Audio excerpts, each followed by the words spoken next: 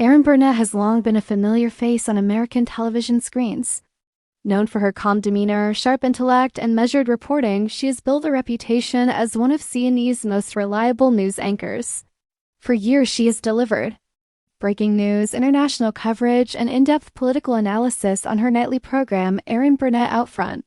However, in recent times, many viewers have noticed a change. Whether it's a more somber tone in her reporting or emotional moments on live television, people are asking, what happened to Erin Burnett? The reality is that the job of a journalist, especially one in Burnett's position, is emotionally exhausting. Reporting on war, death, political division, natural disasters, and human suffering day in and day out takes a toll. Over the years, Burnett has covered countless tragic stories, from global conflicts to deadly pandemics, and it's only natural that such heavy content begins to leave a personal impact. Unlike scripted television, the news is real and the people affected are real. Burnett, like many journalists, has sometimes shown emotional vulnerability during particularly heartbreaking interviews, something that has led viewers to perceive her as sad. Her sadness, however, is not weakness, it is humanity. Watching her speak to grieving families, war survivors, or victims of injustice, it becomes clear that she carries a deep empathy for the people behind the headlines. Some moments, like tearful pauses during interviews or visible distress during coverage of especially tragic stories, have stirred both sympathy and concern from viewers.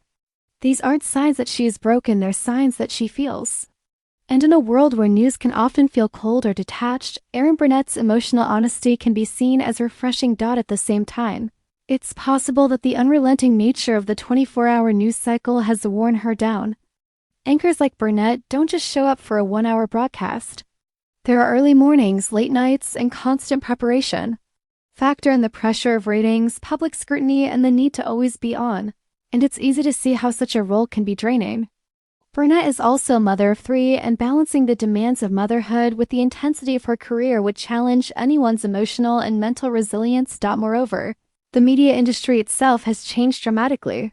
The rise of social media has intensified criticism of public figures.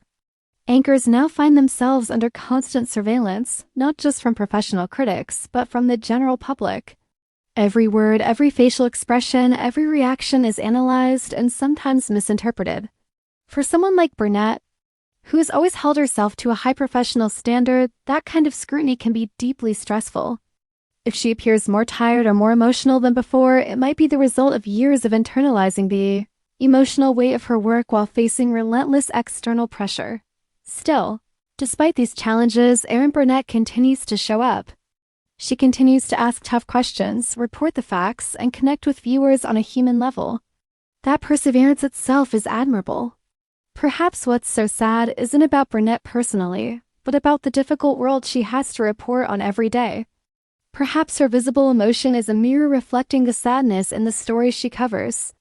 And perhaps we need more of that honesty in journalism, not less. In conclusion, what's happened to Erin Burnett is not a scandal or a downfall, it's the visible cost of caring deeply in a world full of tragedy.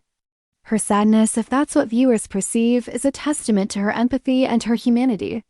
And in the realm of news, where emotions are often suppressed, that might be exactly what makes her stand out.